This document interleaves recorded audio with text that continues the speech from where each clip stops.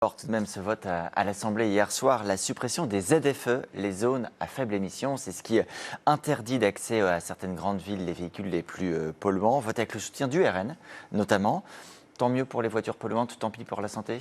Mais c'est surtout grâce quasiment exclusivement aux députés du Rassemblement national.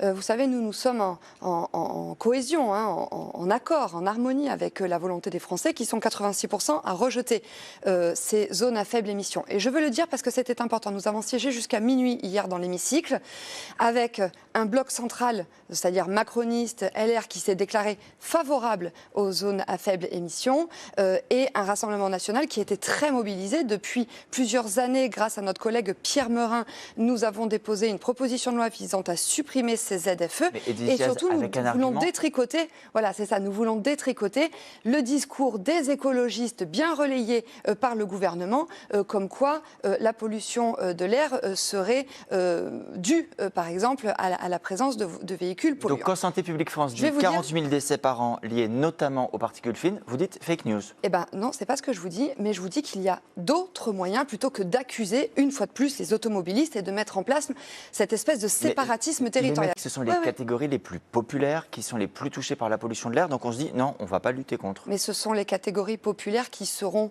victimes de ces ZFE. Moi, je vais vous dire ce qu'il y avait dans notre proposition de loi. Regardez, la pollution de l'air est due notamment à l'usure des pneus. Elle est due aussi à l'usure des routes. Elle est due au fait qu'aujourd'hui, à cause de la désertification des services publics initiée, impulsée, soutenue par le gouvernement, eh bien, les Français sont obligés d'utiliser leur voiture. Donc nous, avec Marine Le Pen et Jordan Bardella, nous proposons un principe de démétropolisation qui permettra de décongestionner les routes, qui est moins de bouchons. Vous savez, moi je suis en Gironde, à Bordeaux, et je connais les bouchons. Et donc voilà, donc en fait, c'est toutes ces mesures-là qui permettront de rendre une qualité de l'air meilleure. Et d'ailleurs, en plus, la qualité de l'air s'améliore grâce à l'avancée technique des automobiles. Il y aura un vote de confirmation encore dans quelques semaines à l'Assemblée. Oui, et nous serons particulièrement présents. Et les Républicains ont voté.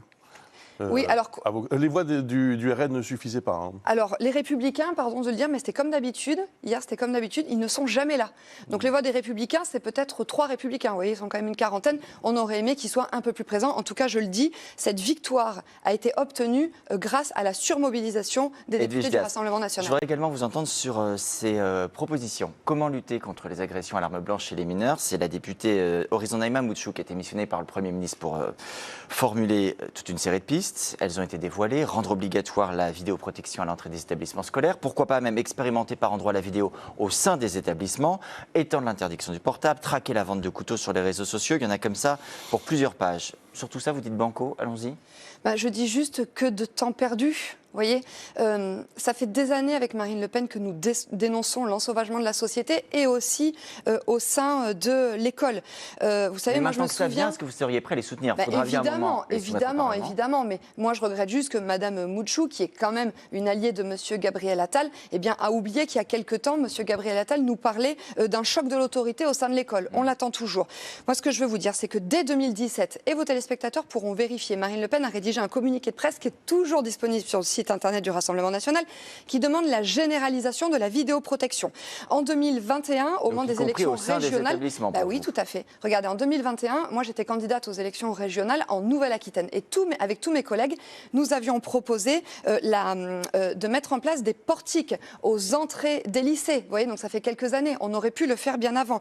Et en 2022, l'année dernière, nous avons déposé à l'occasion de notre niche parlementaire une proposition de loi visant à supprimer, à suspendre les allocations familiales pour les parents d'élèves récidivistes. Vous voyez, donc nous sommes favorables à tout ça. On dit juste qu'il y a quand même beaucoup de temps qui a été perdu. Et moi, je vais vous dire, en Gironde, dans mon département, c'est pareil. En 2020, on a eu des attaques au couteau dans des établissements scolaires. Et même en 2013, dans ma circonscription à Blaye, on a aussi eu une agression. Et donc, voilà, ce que je veux vous dire, c'est qu'on aurait pu, si Marine Le Pen avait été au pouvoir, nous aurions protégé les Français. Ce sont des choses qui arrivent, ça s'appelle la démocratie. 2027, il faut que nous soyons... Alors, parlons de 2027, puisque vous l'évoquez. On le voit à la une du magazine Valeurs Actuelles. Jordan Bardella, objectif 2027, nous dit le magazine. Il est prêt pour 2027 ? Vous savez, Jordan a dit dans cette tribune de Valeurs Actuelles que vous citez que ça serait indécent de sa part et irrespectueux et déloyal à l'égard de Marine Le Pen de se projeter vers 2027. Là, pour l'instant, je me demande s'il est prêt. Se préparer, c'est pas forcément le indécent. Rassemblement national est prêt. Voilà, et c'est ce que Marine Le Pen et Jordan Bardella disent. Ben, attendez, nous, avec Marine et Jordan, nous nous préparons chaque jour à l'exercice du pouvoir. Et d'ailleurs, nous sommes déjà en train de l'exercer, notamment grâce à notre présence massive à l'Assemblée nationale. Vous avez entendu ce qu'elle a dit en Nouvelle-Calédonie à propos de Jordan Bardella? Je ne suis pas sûr que Jordan connaisse très bien les problématiques de la Nouvelle-Calédonie. Oui, mais ça, c'est le petit jeu habituel. Vous voyez, il n'y a pas une semaine où je ne fais pas une émission. Tacle, ça. Non, il n'y a pas une semaine où je ne fais pas une émission télé où on me dit il y a une concurrence entre Marine et Jordan, etc. Je ne parle pas d'une concurrence, je vous parle des propos de Marine Le Pen. Et Marine Le Pen, je le redis, dit je ne suis pas sûr que Jordan Bardella connaisse très bien les problématiques de la Nouvelle-Calédonie. Moi, ce que je veux vous dire, c'est qu'il y a une grande concurrence entre Marine Le Pen et Jordan Bardella. Il n'y connaît rien en Nouvelle-Calédonie? Non, mais pas du tout. C'est pour ça que vous extrapolez. Parlez-nous de la Nouvelle-Calédonie. Au-delà de la petite phrase dont on parlera plus demain, que tout le monde aura oublié après-demain. Une petite phrase de Marine Le Pen. Ce que je veux dire, c'est que Marine et Jordan travaillent en étroite collaboration avec l'ensemble des cadres du Rassemblement national, et notre seul objectif, c'est la victoire de 2027, ou peut-être même avant, s'il y a une dissolution de l'Assemblée nationale, parce que nous aspirons à gouverner. Laissons de côté les polémiques sur le fond. Bah oui, est-ce que Jordan... vous me insistez avec cette question. Marine Le Pen dit quelque chose de très important. Est-ce que Jordan Bardella connaît et maîtrise les problématiques de la Nouvelle-Calédonie? Est-ce qu'aujourd'hui, vous pouvez nous dire Marine Le Pen se trompe et Jordan Bardella maîtrise ces dossiers? Je vous dis, on ne va pas passer 10 ans sur la petite polémique que tout le monde aura oublié demain. Ça fait 4 fois que vous revenez sur la question. Juste, oui, je vous en prie, mais vous voyez, tout le monde voit bien qu'on est... il y a une petite concurrence. C'est pas vrai. Vous me permettez ou pas? Il n'y a pas de concurrence. Toujours pas. Mais si, ça y est, non, mais vous me dites quand je peux y aller. Vous me permettez, c'est bon? je vous en prie. Mais on perd du temps, quoi. Il y a plein de trucs il y a plein de choses à parler. Visiblement, je pense qu'on peut s'arrêter là parce que Mme Diaz ne souhaite pas qu'on lui pose des questions. On a parfaitement compris l'embarras du RN, en tout cas. Merci de nous le dire aussi facilement. Extrapolation, vous revenez dessus. Très bien. Bon. Pas de questions. On arrête là, alors? Bon, on tente une dernière. Est-ce que vous considérez que Marine Le Pen est et reste la seule et la meilleure candidate pour 2027? Oui, mais c'est ce que tout le Rassemblement national souhaite. Hein. Et d'ailleurs, Jordan donc meilleure que Jordan Bardella. Inlassablement. En fait, Marine Le Pen est la meilleure candidate de tout le Rassemblement national. Voilà. Et d'ailleurs, elle fait partie des candidatures les plus souhaitées par les Français.